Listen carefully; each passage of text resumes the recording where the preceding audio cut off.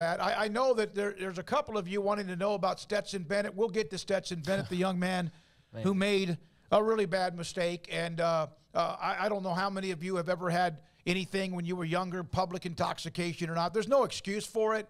But when you are Stetson Bennett, you've won back-to-back national titles, and you are going to be drilled by NFL scouts probably anyway.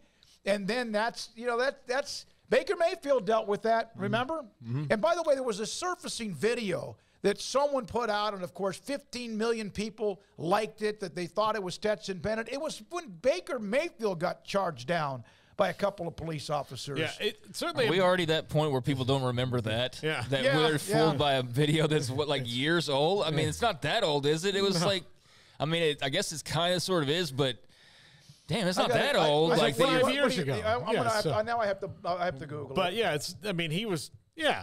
He's now at the end of his rookie contract, Baker Mayfield. 2017, almost 5 years. Come on. Look, like Stetson Bennett's going to have, he's going to have to deal with this for a while. It's always going to be there. Yeah. And look, the other thing you don't know, and like as silly as it might be going around knocking on doors all drunk at night, like whether he has an issue he has to deal with or not or whatever. Look, man, I'm just really glad that in 1998 to 2002 in Tallahassee, the closest thing you got to a camera phone was somebody handing you a cordless phone with a like a disposable camera taped to it. Like that was all you could have done.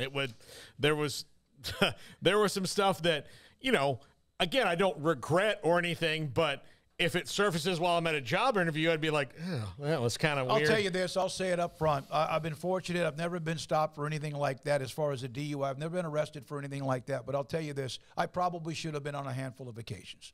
I absolutely should have been. Now, he was walking around the neighborhood at 7 o'clock in the morning knocking on doors. Maybe he just was so intoxicated he didn't know where he was or what he was trying to do or where he was trying to get in or whatever. Karomik's saying, I'm just disappointed more than anything. Guess who else is? Everybody else around the Stetson Bennett circle. Stetson Bennett's disappointed. You should be. But I hate it for him, but at the same time, it's not like he's a 19-year-old. No, he's like 25. 37. He's 25. Yeah. He's old enough to know better. Yeah, he's old enough that he shouldn't even have been really in that position probably at this point anyways. But, we've all been in our 20s and, had fun and probably done some dumb things that could have got us in more trouble than it actually did. It's not the end of the world, but it was really stupid. And in this day and age, be banging around and knocking on doors. He's lucky he didn't get shot. I'm not trying to be all too serious about it, but people don't have patience anymore. And, you get somebody banging loudly on your door and acting drunk, and you don't know what somebody's on. You don't know if they're on beer or if they're on who knows what. And so he's just very lucky that, somebody didn't misunderstand his intentions or he knocked on the wrong door ultimately.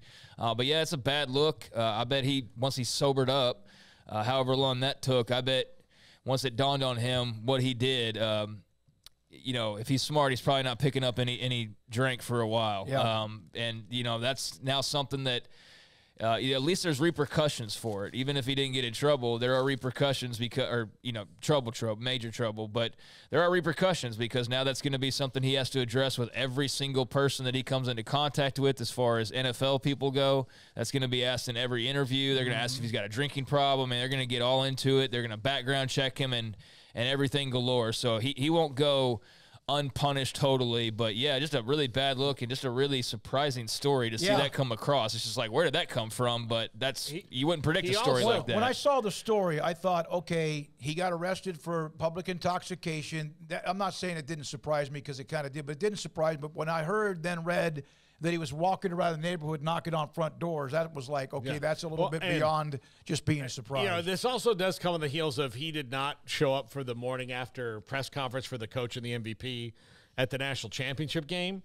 So remember last year when he did? Yeah. So if I'm and then it's I don't have to worry about Stetson Bennett. I don't know him at all. But if I'm an NFL team, I have to ask him about it now because there's two things that are going to be in my head about. All right, so why didn't you make that press conference in the morning, knowing that you were going to have to do it?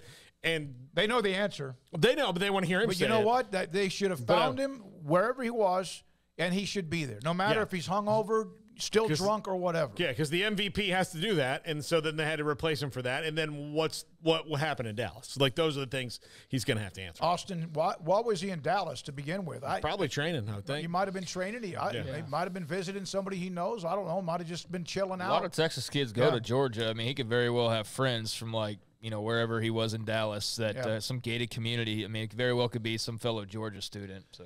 All right, so this is